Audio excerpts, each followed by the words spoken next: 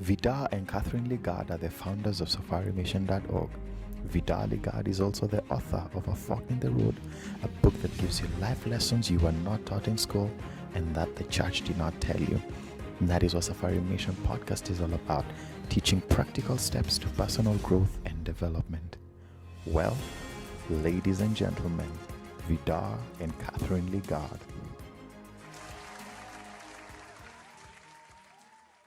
Welcome back to our series on biblical principles for economic freedom.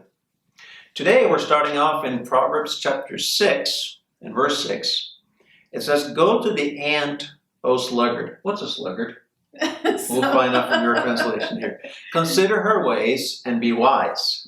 Without having any chief, officer, or ruler, she prepares her bread in summer, gathers her food in harvest. How long will you lie there, O sluggard? When will you arise from your sleep?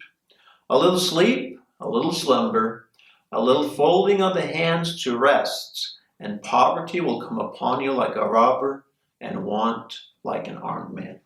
Right. And so I like to bring in the Passion Translation and say the same thing just in a little bit different way. So let me read how it says in the Passion. It says, when you're feeling lazy, I think sluggard means a little lazy. There's the answer. Come and learn a lesson from this tale of the tiny ant. Yes, all you lazy bones, come learn from the example of the ant and enter into wisdom. The ants have no chief, no boss, no manager. No one has to tell them what to do. You'll see them working and toiling all summer long, stockpiling their food in preparation for winter. So wake up, sleepyhead. How long will you lay there? When will you wake up and get out of bed? If you keep nodding off and thinking, "I'll do it later," or say to yourself, "I'll just sit back a while and take it easy," just watch how the future unfolds.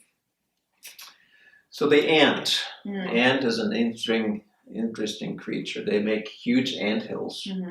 But armed with this knowledge that you know that ant doesn't have a chief, an officer, or a ruler. They're all workers that have self-initiative. Right. As a kid, I would run in the forest. I would do a lot of outdoor activities. And like I'm sure many other boys have done, girls maybe too, but you take a stick, you find something, and you find an anthill that, well, there's just a little bit of activity, but not too much. But you take a stick and you poke it into that anthill, and all those ants come alive. What's very interesting is if you come back the next day, those ants will have fixed the problem you made for them. Right. Now, no officer, no ruler, no management, no leadership. And so each ant takes upon themselves or itself to fix whatever problem comes their way. And that's what we call self-initiative. And so the principle is this, to take responsibility for ourselves. Right. Not don't just, oh, the other person will do that. Oh, someone else will do that. And don't just blame it on other people and blame it on circumstances. You're like, oh, it's the economy's fault. It's the government's fault. Or I'm waiting for the government to do something for me. No, you need to do something for yourself. You see a problem, you do something with that problem. Don't just wait for someone else to do it. But you are the one that brings solutions, and you are the one that takes responsibility. And you just don't sit there and say, hey, you know what? I was unfortunate growing up, so therefore I'm just going to sit here because I was unfortunate and everyone should give to me and everyone owes me. That's a different type of mentality that will get you nowhere. Well, it's only people who want to be dependent who wait for somebody else to do something for them. Right. And that is the opposite of economic freedom. It's dependency is the early stages of slavery, if I can put it that severely. And so that is a mindset that you have to get rid of that mindset, waiting for government, for parents, the church should be doing more, everybody should be doing more. No, we look in the mirror and we go, pointing in the mirror, I should be doing more. Right. That's where it starts. Marcus Washling, he said it like this, that those at the top of the mountain did not fall there. Yeah, true. We've been to some mountaintops. Yes, we have. I remember climbing Kilimanjaro. Kilimanjaro is 5,895 meters, just short of 6,000 meters altitude, 18,000 feet. So not a lot of oxygen. It's quite high. It's difficult to get a plane up there. You can't. And so it's very, very high. But yet, hiking up Kilimanjaro, we were like ants going up the mountainside. A lot of people up there. All kinds of ages. 17, 18, 19, 20-year-olds, people into their 70s, people of all kinds of shapes. You don't need a lot of special equipment. You need a good pair of shoes. Yeah. You need some warm clothes, but beyond that, you don't really need equipment to make it to Kilimanjaro. And yet, so it's something that is attainable for anybody. Right. But most won't. No. And that's the way it is with success. Nobody at the top of Kilimanjaro fell there. Nobody got lucky and got there. No. Every single person that summited Kilimanjaro, they did work and sweat to get there. Yeah.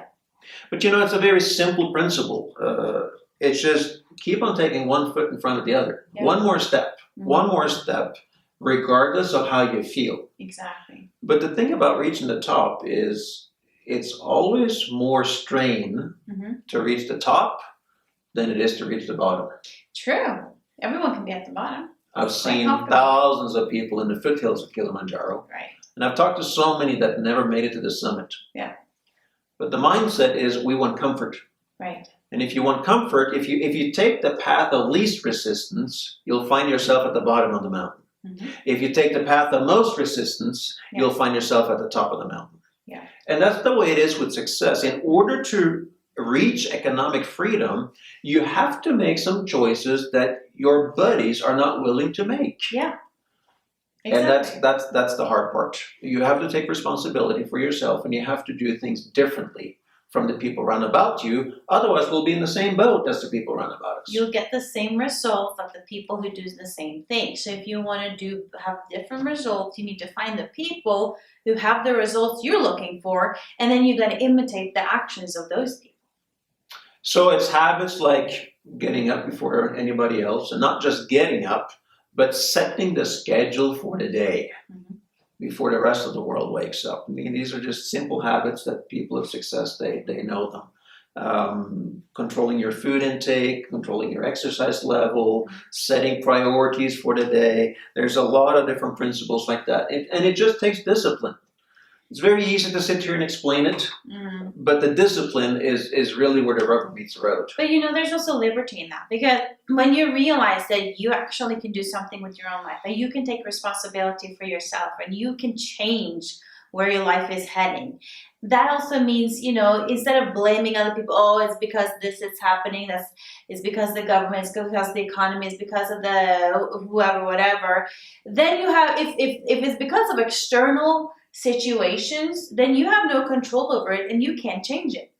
But once you realize that it's all on you and you can do something about it, that also liberates you to take action, and you can change where you are at. Whereas when we keep blaming other things, other circumstances, other people, then you're saying, I can't change it. And then you're stuck where you're at. Yeah. So it's being like the ant. It's being like those that reach the top of Kilimanjaro. Anybody can do it. And we have talked to I don't know how many people that have reached just a basic level of economic freedom. They're not dependent on their place of work. They can fend for themselves, so to speak. Every one of them will say the same thing. I didn't get here by luck. We got here by making choices and doing some hard work. And you can do the same. But you can't do it if you're looking for the government to do it, if you're looking for your parents to do it, if you're looking for the church or somebody else to do it, or if you're looking to win the lottery, you for sure will never make it. Yes, and what kind of goes along with that theme is to find solutions for problems. Because if all you're looking for is problems, and you can identify problems, but you cannot solve the problems, guess what?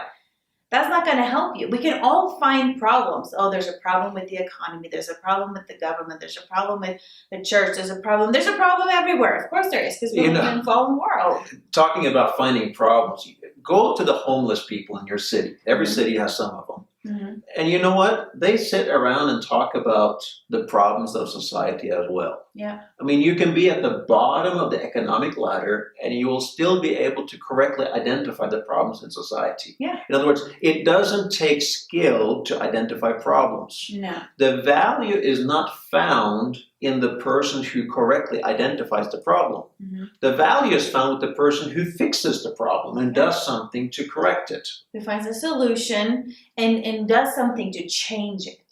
Right. And so, if I have someone working for me and they have identified the problem, that's okay. But if they just bring me the problem, that doesn't help me. They need to bring me the solution. And those who can do that, that's very valuable, because then now we can go somewhere. Now we can do something, because guess what? We all see the problem. Right. But who can find a solution? There is a business owner that I know, Mm-hmm. and employees would come to her, or workers would come to her with different problems, and she would go, well, correct, there's a problem. Mm-hmm. Now, do you want to make the money, or do you want me to make the money? Mm-hmm. Do you want to bring the solution, Mm-hmm. or do you want me to come up with the solution? Mm-hmm. And that is a really good question to ask. Mm-hmm. I believe it was Mr. Campbell in Dallas, Texas, the big soup company in the United States. He had a sign on his desk, no problems allowed here. Right. And because that's the way it is with leaders, in churches, organizations, and businesses, people further down in the hierarchy will want to bring a problem to a leader. But a good worker will bring solutions to the leader, Mm-hmm. so that we can help implement these solutions. Mm-hmm. So, there's a difference between bringing solutions to every problem, or we can be poor, we can bring problems to every solution. Yeah, in fact, that's what they say. Don't hang around negative people, because they have a problem for every solution. And some people just are like that. They're just negative. They just see the problem, the problem, the problem. And even if somebody does bring a solution of, they'll never work because, that's how we are. That's how we think. We're never going to go anywhere. We're just going to sit here and do the same thing. That's a mentality. That's a mindset. That's a thinking problem.